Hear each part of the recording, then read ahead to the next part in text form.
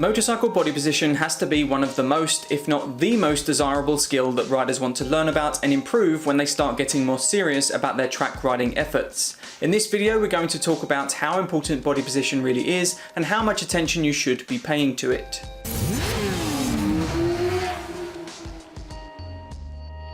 I've seen it countless times through various channels that body position becomes the default area of improvement when riders are looking to progress. And I believe that this is the case for a few reasons.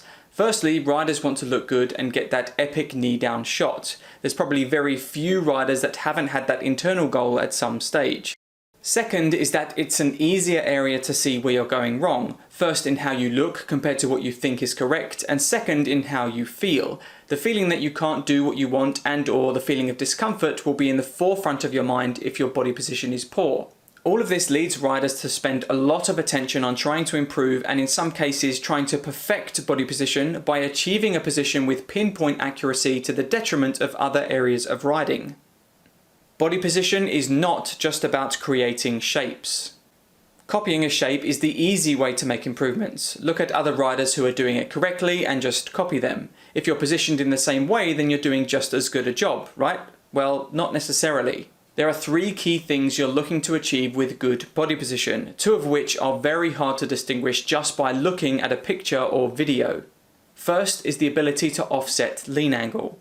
The reason racers started hanging off and moving their bodies inside the center line of the bike was because they realized that they could offset the bike's lean angle by doing so. If you move more of your mass farther inside the center line, the bike uses less lean angle for a given speed, which brings with it a number of benefits. So moving your mass to the inside is one of the keys of good body position, and the one that's most easy to observe and improve. However, the next two are not. Being relaxed on the bars.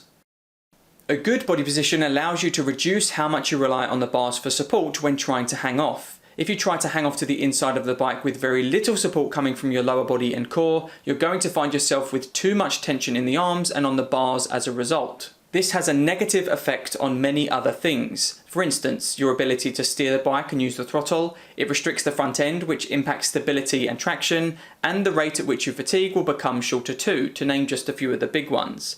With correct lower body support and a relaxed grip, controlling the bike and getting your upper body into a better position becomes so much easier. And finally, 3, overall riding comfort.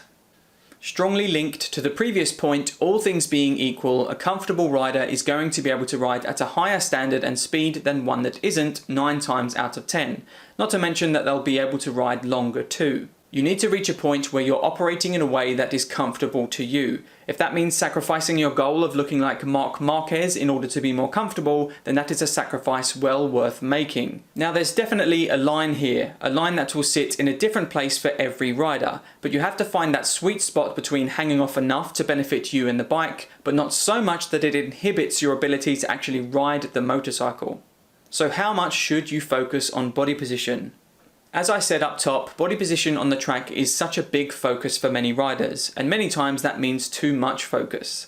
The thing is, in the early stages of rider development, you would be better off focusing on the things that are likely to bring you bigger gains in terms of speed and safety. For newer riders, in my opinion, things like visual skill, steering ability, throttle control, and braking structure rank higher up the order of importance than body position, both from a safety standpoint, but also in how much speed they'll unlock for you too. So for newer riders, those are the areas you'll likely need to focus on first. For more experienced riders, it simply comes down to how poor your body position is as to whether it would be of higher importance to you. Don't sweat the minor differences. Another trait I mentioned earlier was the desire to perfect body position. By that I mean making finite adjustments to different parts of the position simply because someone says to, or because they saw it on TV. If you can achieve the 3 core goals I just talked about and ride to a good standard, you really don't need to change anything until you come up against a problem. If you watch any motorcycle racing, you'll know that every single rider in every racing paddock can look different. They can be similar, but there's always observable differences. If you sit down with your scientist's hat on, I'm sure you could make a case for the absolute perfect body position, or even how riders at the very top of the sport aren't doing things as well as they perhaps could.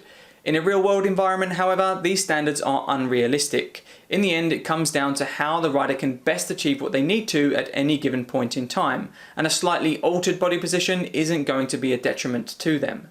Start with structure.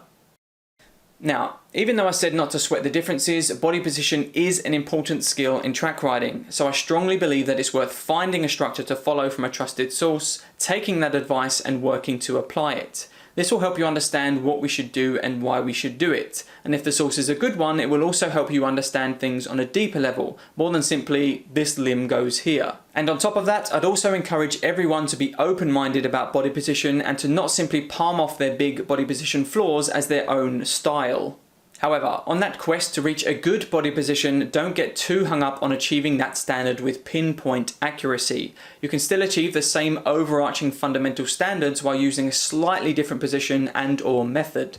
There are ideals to aim for, but in my opinion there's an area of variation around those ideals which you can happily operate from while still getting good results. And that covers our look at the importance of body position. What are your thoughts around this topic and how important is body position to you? Tell us about it in the comments down below. And as always, if you liked the video, then please be sure to hit the button and subscribe to the channel for more performance riding advice and guides moving forward. As always, I'll see you in the next one.